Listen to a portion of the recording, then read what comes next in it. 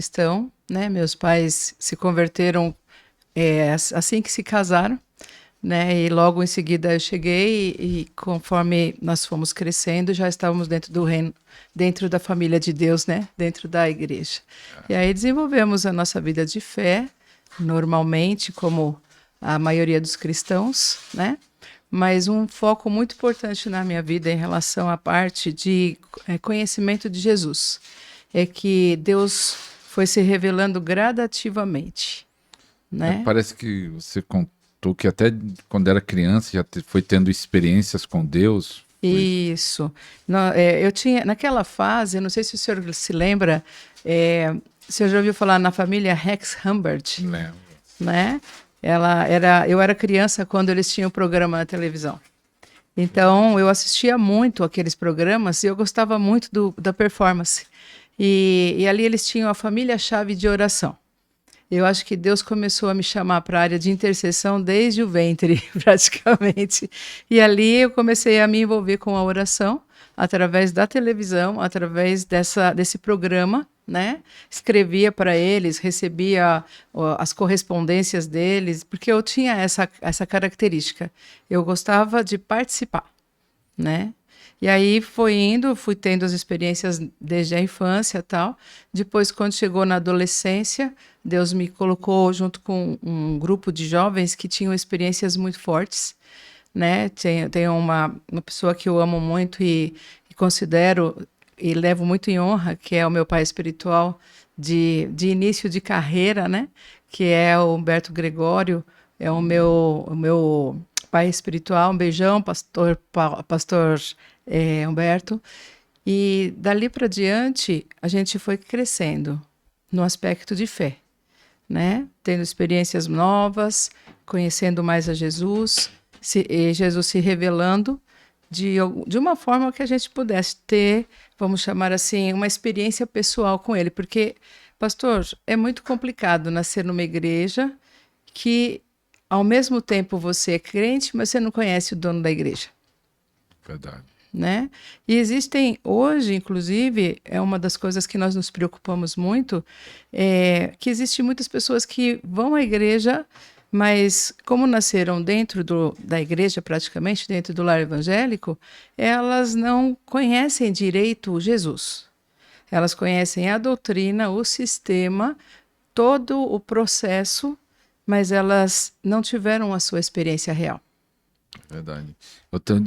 Sobre isso eu tive até uma revelação um dia desse, de um avivamento que eu falando na live, que tem toda história de avivamento, a salvação. E Deus falou no meu coração que vai vir um avivamento e vai ter salvação. E vai começar na igreja. Muita gente dentro da igreja que não é salvo, porque nunca teve a experiência com Deus. Deus Exatamente. Falou, até falei isso na live, que muita gente precisa conhecer a Deus que estão na igreja, não é nem que estão fora, que estão fora a gente já sabe, mas pessoas que estão frequentando. Sim, porque existe aquela questão do costumeiro, né?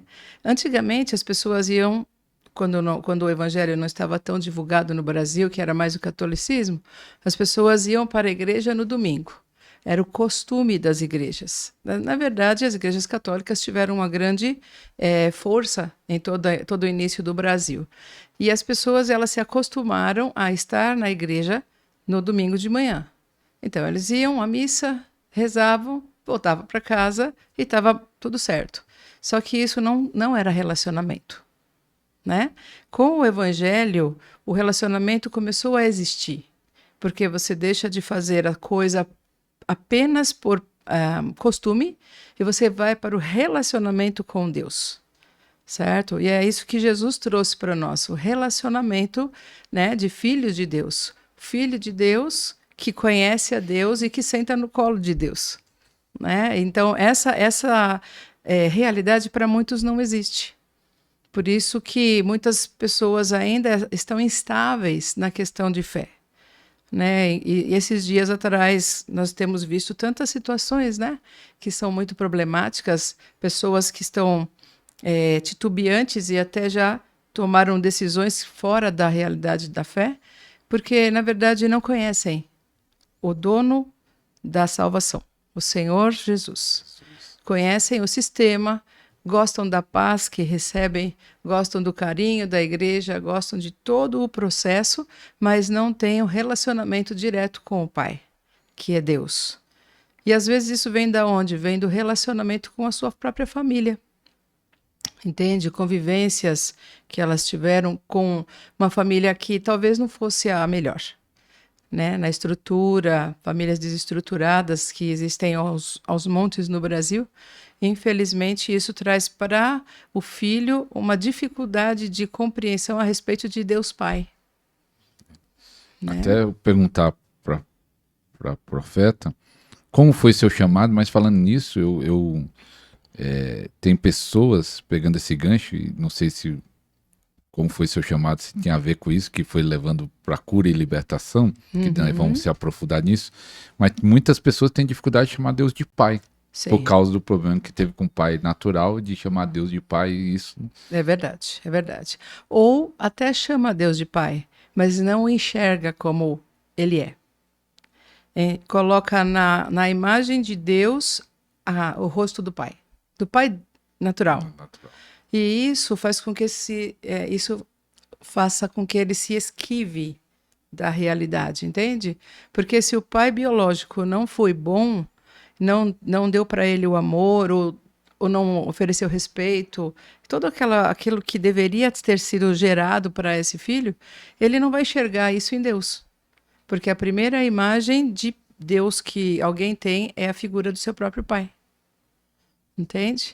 Então, há muita dificuldade, porque justamente as pessoas elas fazem correlações. Isto é, eu tenho uma imagem na minha cabeça a respeito de uma palavra.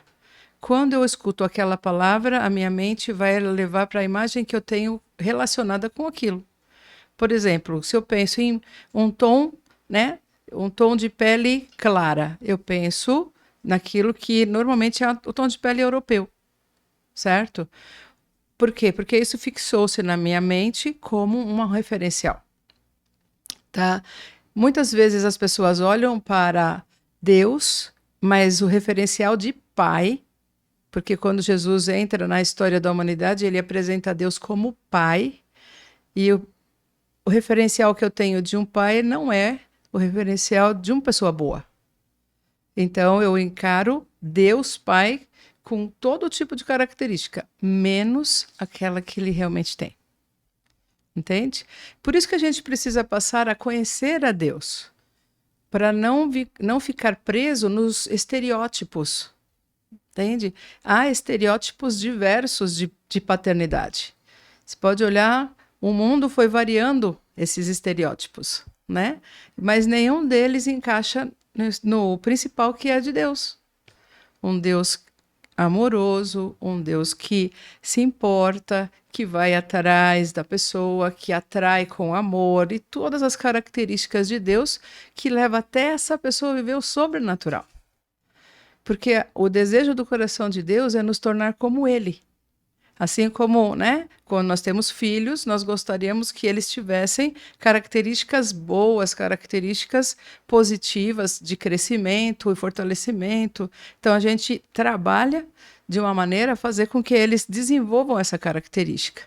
Quando você ama de verdade, você investe. E Deus investiu o melhor que Ele tinha. Em todas as esferas. Ele investiu a Ele mesmo. Através de Cristo, né?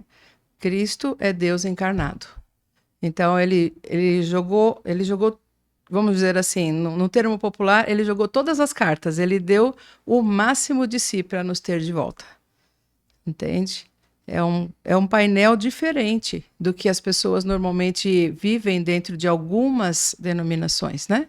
Em algumas denominações, se trabalha muito mais a característica de regras e pouco a característica de convivência. E aí pode prejudicar o produto final. Verdade.